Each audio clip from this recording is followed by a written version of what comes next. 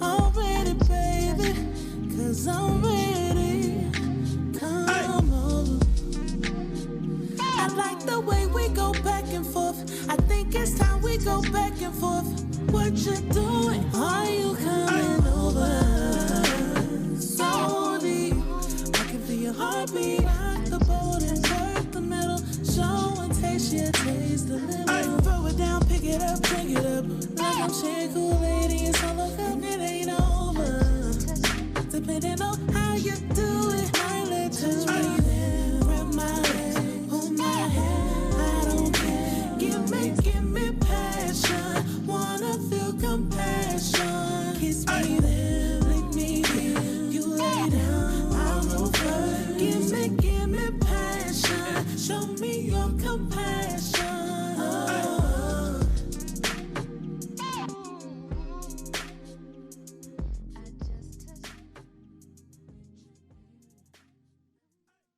Hello, hello. It's your boy, Boris Chestnut.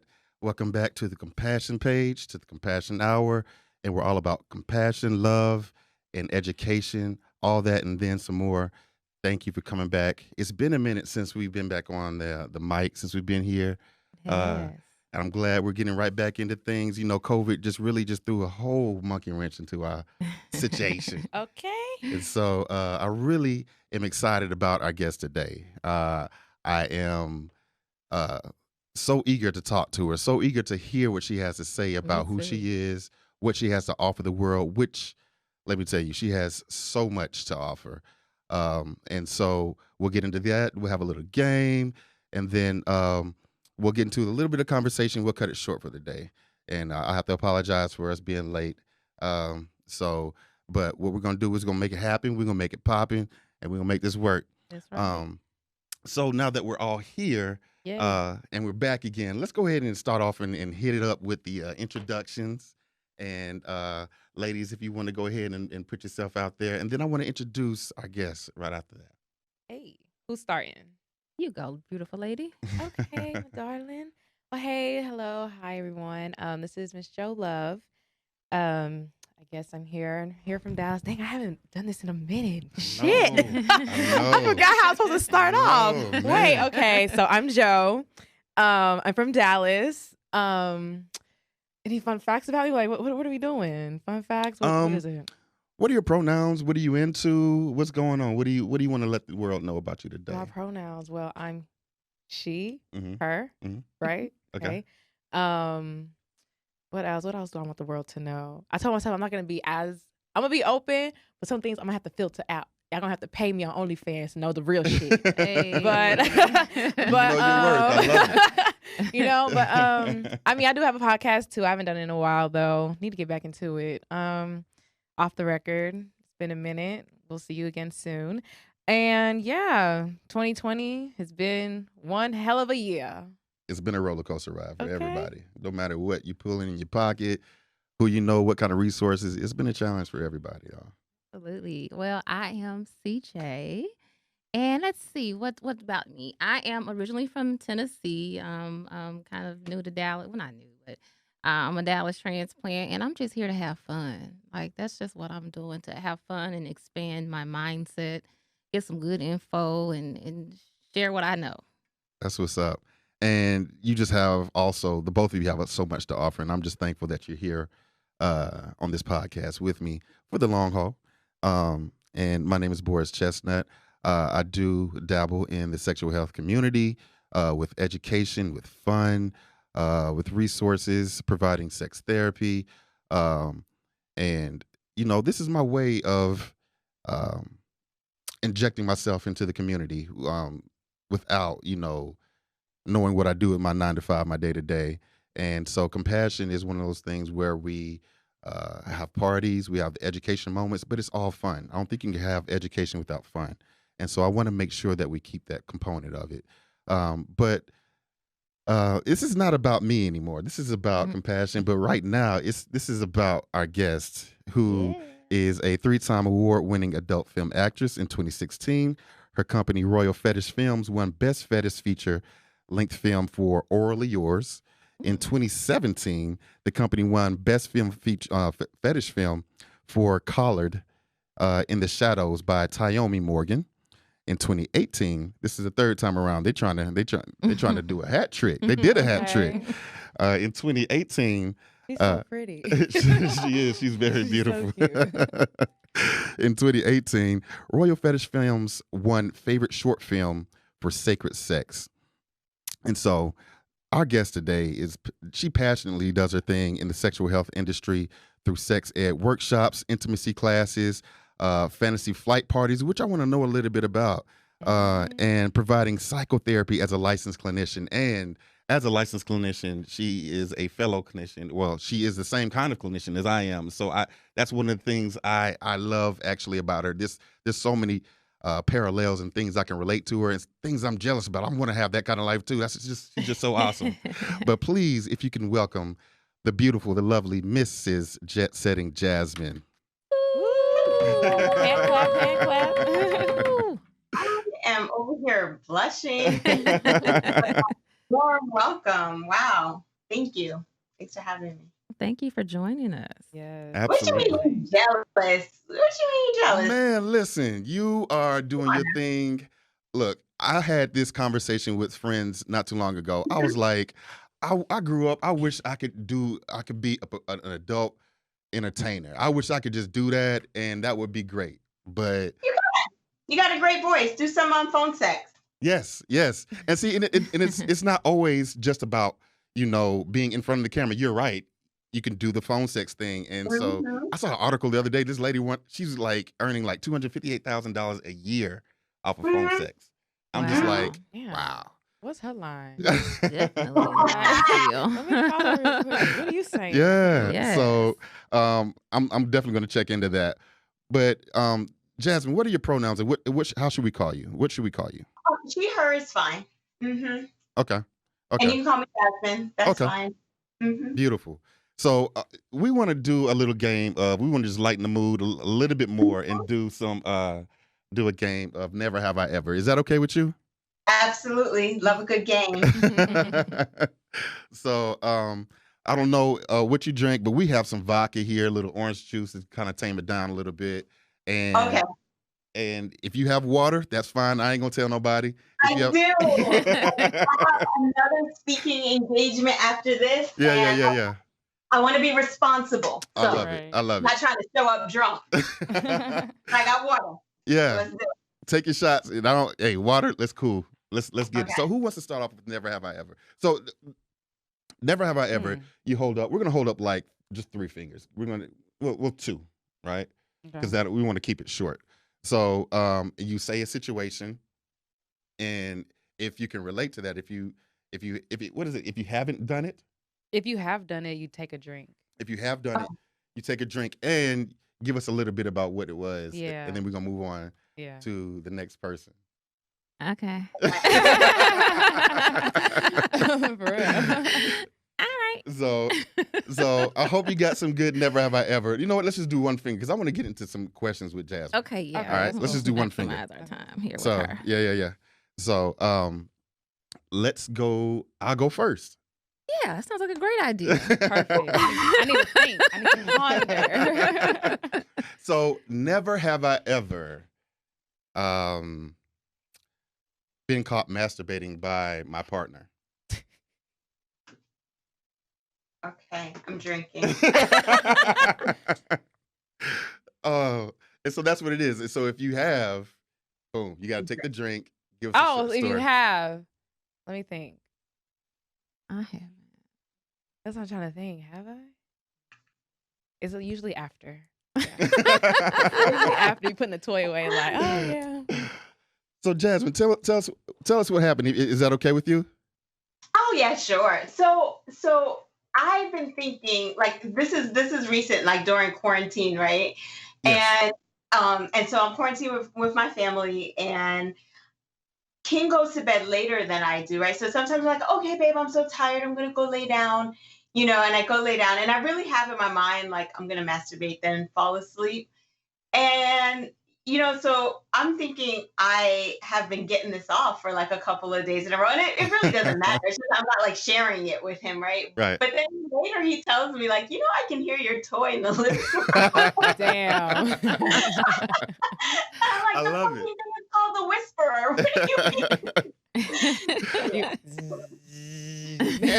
And if I didn't say, her partner is King Noir, and who and is also her partner in many other aspects of her life, and they do so many great things together. He's also an adult entertainer. I've watched both of them. Hopefully, I'm not going to embarrass you with that, but he's also an adult entertainer, and they do a lot of great sex ed shops that really battle shame, really get over a lot of stuff, and really help people to open up and become near and dear to sex and just have a rich, healthy, quality sex life. And so I was like, gotta have her. But That's dope. yeah, so if I didn't say that, excuse me, but yeah. I actually have a question here, and I don't Yeah, know if let's get I'm, right if into I'm it. off, the topic or not. But I hear you say adult entertainer, right? So one of my questions for Miss Jasmine is, what is the appropriate or the preferred term that you would prefer to be called? Because I grew up with porn star, right? Right. And then now recently I've been hearing adult entertainers, Those are more sex formal. workers, Yeah. et cetera, et cetera. So what is the Mhm. what feels That's good to an you? awesome question. Thank you for asking that. So there's an umbrella, right? So there's sex worker. I think that's the biggest umbrella. If there's ever been a time where one trades a sexual activity, whether it is virtual or in person, so sexual intimacy, or I'll just say intimacy in exchange for money, you're a sex worker, Absolutely. right? Okay. Okay, so that's the broad term. And then under that umbrella, there are people who are adult entertainers, and that could be a burlesque dancer, right? It's any type of entertainment that is relegated to adults only. So that is usually the term that I like to use, because we do a lot of, we do live sex shows, we do porn, so actual media. We also do visual shows that may not include any type of like sexual penetration. It's more like simulated. So adult entertainer and educator, I feel that covers the spectrum of the work that we do. The other thing about porn star, and I used to be just like you, like calling people porn stars, but when I won that award, I was like, hold up now. You just can't be walking around here being called a porn star Right. with no type of accolades underneath, Yeah. Yeah. Okay. Give me my respect. Give me mine. Right, exactly. So that kind of helped me determine, because before that, I was like, I don't like what makes somebody a star, right? Like you wouldn't just say someone who acts as a movie star Correct. until they become either like a household name, Right. or they've been in they've won an award, or they've been featured in a particular way. So I am totally comfortable with adult entertainer, adult educator, and porn star. Nice. I feel like I got the credentials. Okay. Nice. Okay. That's dope. So I want to ask you something next. So Yeah. how do you manage being a dope mom and your Mhm. profession, even as doing psychotherapy, but also adult Yeah. entertainment or being a sex worker or any of that all together? How do you manage that? You have so many hats. I do, right? But I honestly, I can't tell you one Black woman who doesn't have and doesn't wear a lot of hats. Period. Like, I know that they're Facts. they feel strikingly different, but if you put it at the end of the day, like I take care of people. So I take care of my children, I take care of my therapy clients, and I also take care of my fetish clients and my sex work clients. So I look at it as like a full day of customer service, Nice. right? Wow. Prioritizing safety first, and prioritizing the most vulnerable population of all that I serve, which starts with the priority of my children, then my therapy clients, and then my sex work clients. So that's really how I balance my day. And I don't kind of look at it as balancing my life, because our world and our life is ever changing. I look at it Absolutely. literally as balancing my day. So first things first, family calendar. What's going on with the family? Who has a need? And I address that need. My clients are scheduled through the day, so I see my therapy clients, and then usually my evening, my third shift is a blend of my family, getting them down fed, and the nine we work. We have an awesome partnership and support system within our household.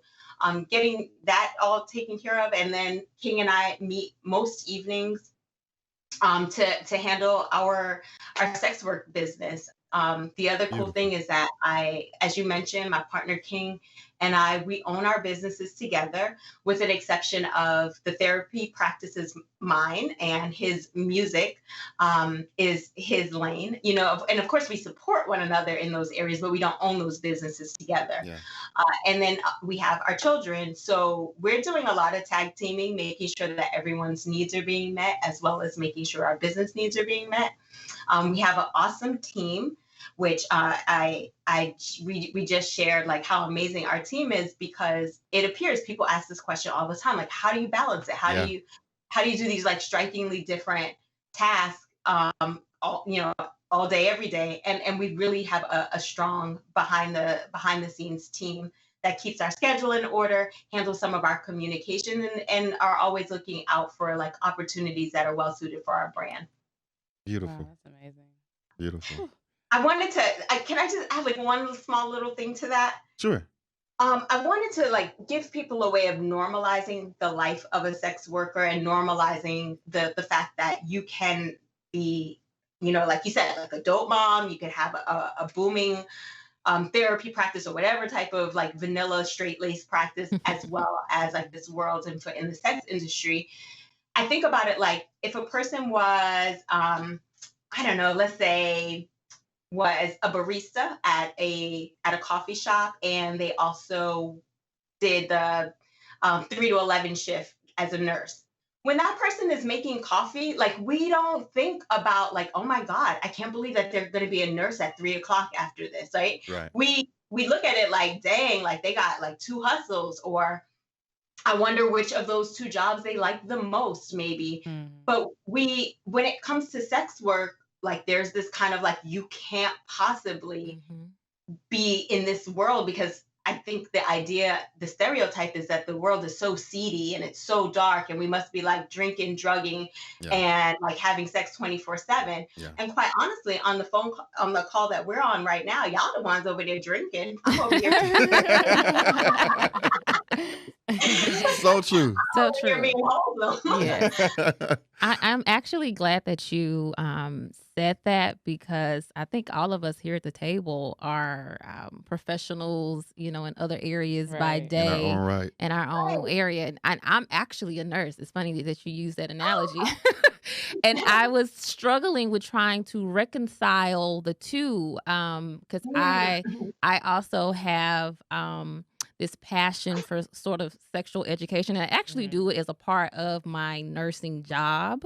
Beautiful. But there are certain aspects of it that I would like to expand in more of a community aspect, and so I'm going, how to do do I it, right? Yeah. reconcile the two of these? Because I don't, it's one thing my patients see me out and about, and I just like, how do I keep that balance, Balance, and yeah, those that's true. boundaries? For you. Yeah. I got That's one true. for you, and it's gonna blow somebody. I'm not gonna blow somebody's cover that's on this call. Uh-oh. But yeah, don't worry, I got you. But I'm gonna let me share something with you with that. I was really struggling in that arena too, about maybe 10, somewhere between 7 and 10 years ago. Really knowing that my full self included sex work. I knew it. Like I was gravitating towards it. I was finding when I was doing these small parties across the country, I was using all of my clinical skills as a therapist. I was using my social work skills, helping people navigate these sexual barriers and these toxic attitudes towards sex and sexuality. And as well as using tools when people were sharing their traumas related to sex. I certainly didn't know that going in. I knew that I had like this thing within me that wanted to make sure that Black and Brown people were represented well in the areas of sex and sexuality and on screen. But I didn't quite understand that the crossover that was taking place. I did even find it, I was doing that work that cross work also in my vanilla jobs. In one of my vanilla jobs, which I shared the same organization with someone that is on this call, I worked for their national program office, and I was developing programming around intimacy post injury, intimacy post illness, talking about creating safe spaces for older adults to enjoy intimacy, although they were in assisted living facilities or nursing homes. And so sex was definitely a part of my vanilla work as well. The issue was is that that large organization was perfectly fine with me talking the talk, but not walking the walk. Yeah. They loved my content that I was bringing to my speeches, workshops, and developing of manuals and programming, but they did not want to know where I was getting this experiential knowledge from. Yeah. And so, I will say it is super important that you kind of look at yourself really comprehensively and look how one skill set really does complement the other thing in like sex, sexuality that you're interested in, and start creating what I strongly believe, start creating an exit strategy that will allow you to show up as a full person. And that doesn't mean that's like leaving your job per se, or starting, like this. But when I think about an exit strategy, is like leaving the mindset that we can only show up as a portion of ourselves where we make our money and our living. I really reject that wholeheartedly because I have not seen this level of happiness within myself, this level Beautiful. of success. And I'm talking monetary success. I'm not just Right. all the things that I was under when I had like the good job, the golden handcuffs, the straight and narrow, Right. like I was performing at the highest of what I thought would have been for my career, let alone when I actually, or to my own surprise, when I was able to fully show up as my full self, I was Beautiful. getting really fed in every single department and Beautiful. continue to, even through this crisis. And I'm so thankful. I'm so thankful for it, but I don't think that I'm special. I think Yeah. that all of us that have talents and gifts that are place of business or the people in our community don't, they see us in a particular box, only the barista, only the nurse, only the therapist, only the sex worker. Like that's them breaking you apart. You yourself are a full being, and you really really reap so much when you are able to show up in your livelihood in that way. So awesome. Awesome. I'm Look, jealous. Magical. snap, I be wanting to snap. sell damn sex toys, and I feel some type of way posting it somewhere just because it's like people gonna look at you like, oh, you're selling sex toys, but it's just like it's good for your health. Yeah. Enjoy it. Yeah. Yeah. Like, Yeah. what are you talking about? Mhm. Ugh. Yeah. Okay, Yeah. it's gonna come. I Okay. struggle with that too. So yeah. We And so have a have I. powwow about it. Just being a black male and also doing operating in the sexual health community, and it's Mhm. just like, no, niggas don't do that. Mhm. Dudes Mhm. don't do that, and then you're a Right. black dude. Like that's It's for white definitely people, like, yeah. you know. There And you so, go. Off the wall. but also in the same right, these folks are going home and they're making love to whomever else, and they have all these other flavors and levels to them, but they come back and cast all this judgment upon you, Mhm. which Yeah. is just craziness, right? So, Um, like Mhm. speaking of judgment, and you mentioned the word stereotype, I have a question. Again for Jasmine. Like in the adult entertainment industry, like what are some of the stereotypes that Mhm. maybe you've personally or maybe know of, by way of other women of color or people of color that you've had to face, just trying to even get into the industry or maybe transcend some Wes. areas of the Mhm. industry? Yeah, definitely. So there are, I mean, the same stereotypes that follow us in porn is a microcosm of the larger society, right? So Absolutely. the same racial stereotypes and tropes that follow us in the regular workplace, manage to find their way in the sex world as well. So things like, I'll give you an example. One of the reasons why I got into porn, people will say like, oh, like, did you get into porn to help pay your way through college? Like, no, I had 3 higher degrees already by the time that I did my first film. I went into the industry because I know how much we learn about people, about sex through porn. Like we go around and we teach this class called sex positive parenting, porn and parenting. And everybody says, like, when we go, where's your first experience about learning about sex? Everybody's like, porn, porn, porn, right? And so, Yep. and then I'm kind of thinking, like, so that's why people over sexualize Black women the way that they do. Because, Yeah. when you look at porn for Black women, if you type in the word ebony, Mm. it's not going to, like, you're going to see some things that don't necessarily, that are stereotypes of Black women. And there's a lot of a lot of reasons for why that exists in the porn industry, and I won't go too deep into that, but people make inferences about Black people, specifically Black women, through the type of porn that they watch. Like, we're always twerking, right? We cannot put full sentences together. We're never married. We don't have romantic sex. We what else? We're always dominant. We are, always the aggressor in these sexual situations, or we are only submissive when they show us with white counterparts. So, I mean, and there's so many other things that come with that. And for me, as I've approached lots of businesses to work in partnership with them, maybe not to shoot, but in like anything, like, let's just say a toy company, and going like, hey, I'd like to carry your stuff.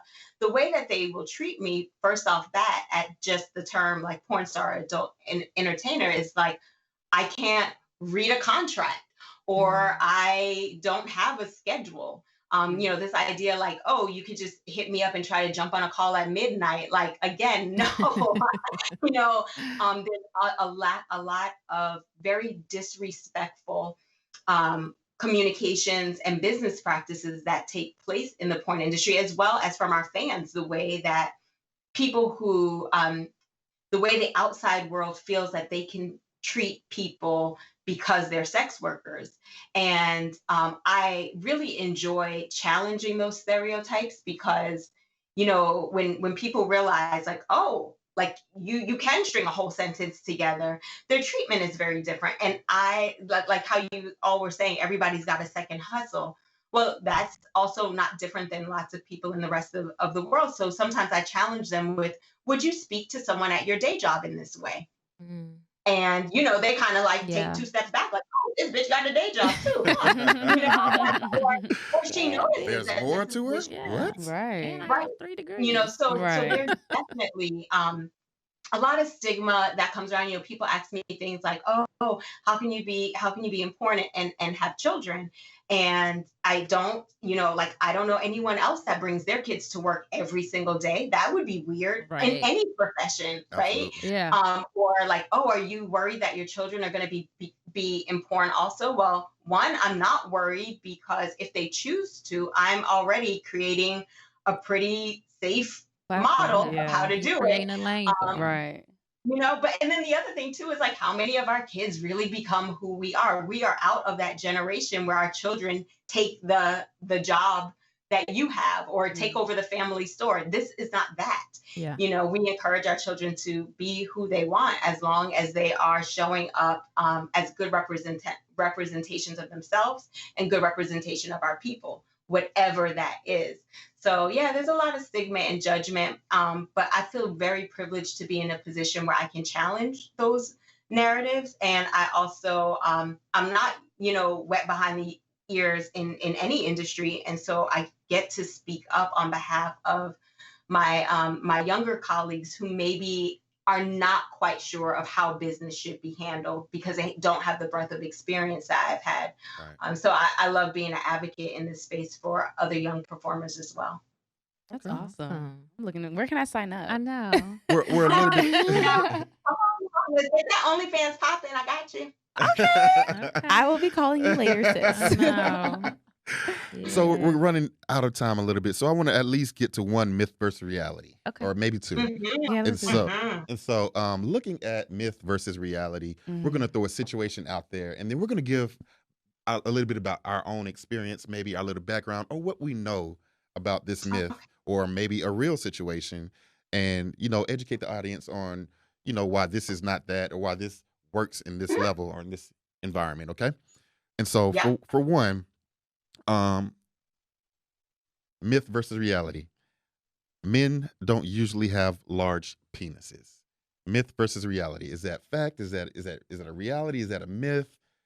Men In usually in the don't. porn industry, it is.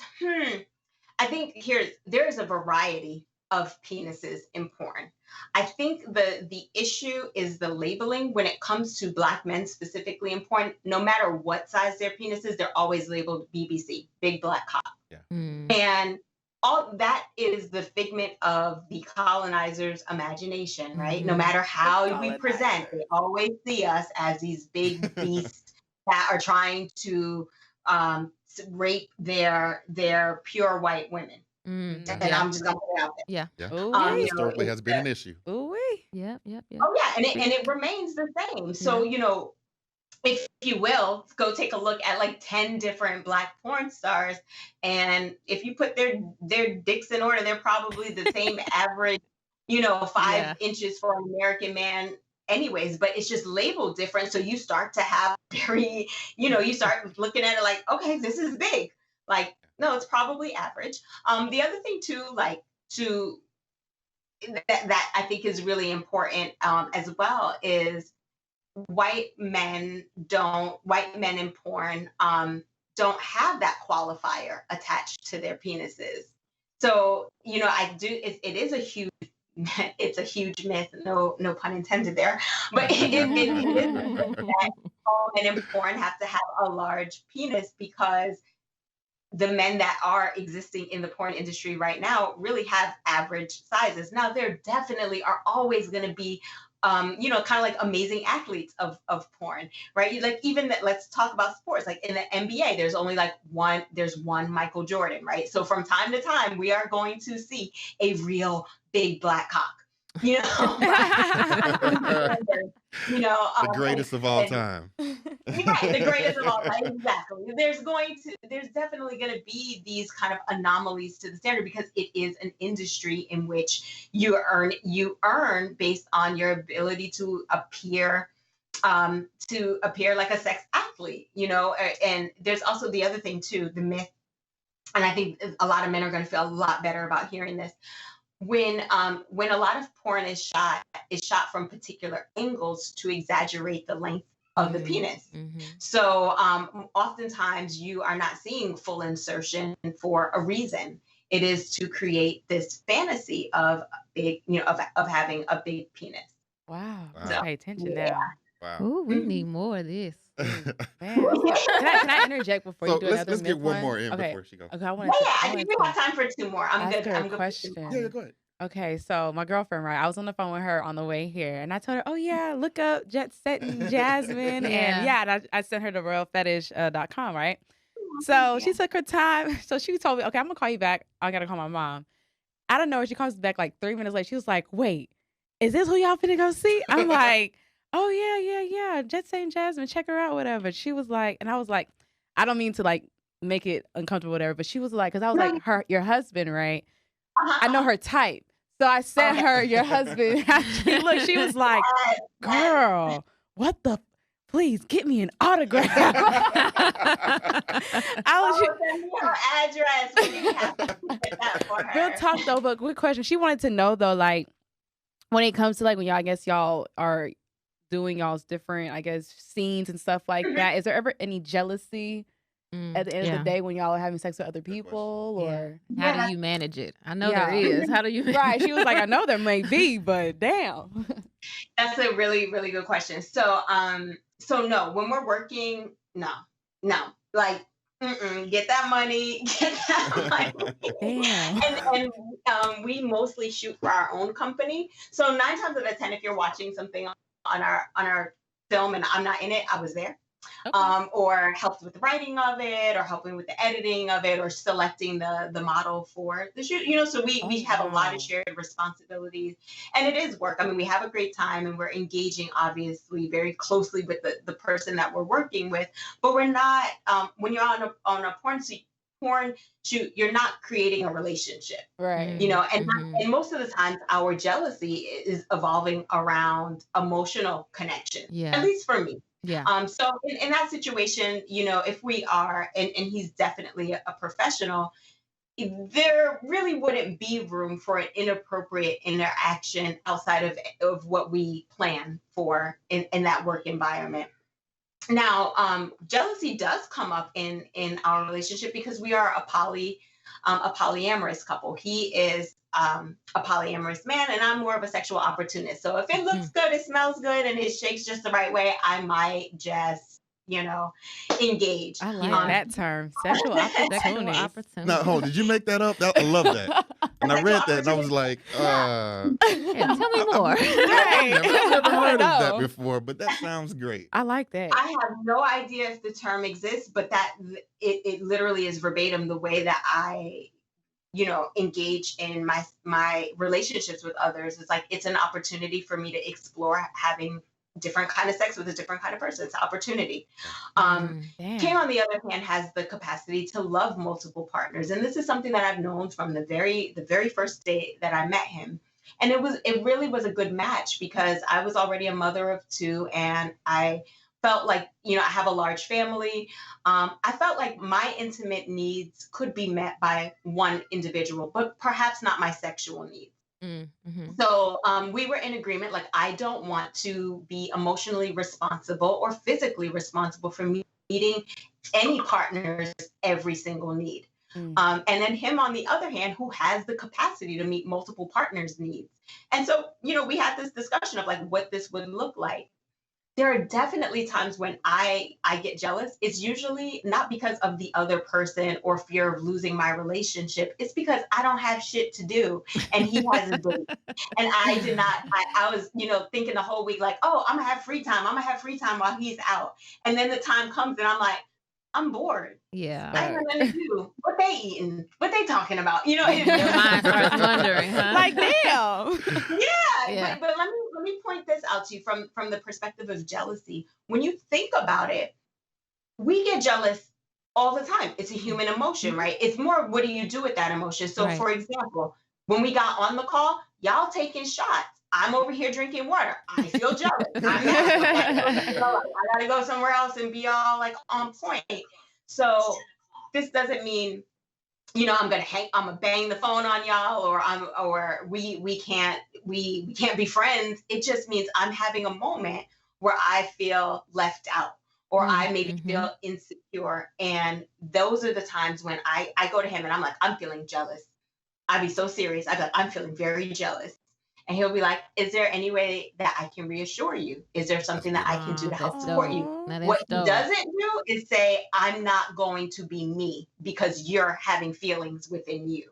And I respect that, because guess what? I'm going to be the same way when he's feeling like he maybe needs more reassurance from me. And I can do that. I can support my partner while still maintaining who I am and what I need to thrive as an individual. And that has been the cornerstone of our relationship, and allowing us to be open for however many years we've been together, is because we don't run from those emotions. We bring them front and center on the table. But we're never compromising who we are as individuals. Wow. Beautiful. Man, Awesome. you just gave me some real good ass advice. Like, I know. Like, Snaps. I love that. So, Jazz, can you give us some of your handles, some of the viewers, all the viewers? How can they get in contact with you, or get a hold of you, or see any of the workshops or anything that you're doing in the future? Because I know you got a ton of stuff coming up, or all kinds of work going on. And so, how can we get in contact with you and see how great you are in these moments? Thank you. You can check out jetsettingjasmine.com. That will take you to royalfetishxxx.com and all of our OnlyFans subscriber sites and all of the events coming up. And then I'm on all social media as Jet Setting Jasmine on Twitter, Jet Set Jazz. You can Google me. Just don't do it on your work computer. If you do choose to look at it, I strongly suggest you clear your history and cache it. But it is all there. And it was a pleasure to chat with you this evening. I hope to come back and continue the conversation. Yes, ma'am. Absolutely. Got Yes. to. You're Please It's amazing. been a do. pleasure, Jasmine. Thank you so much. Thank you Thank so you. Bye now. much. Thank you. Bye.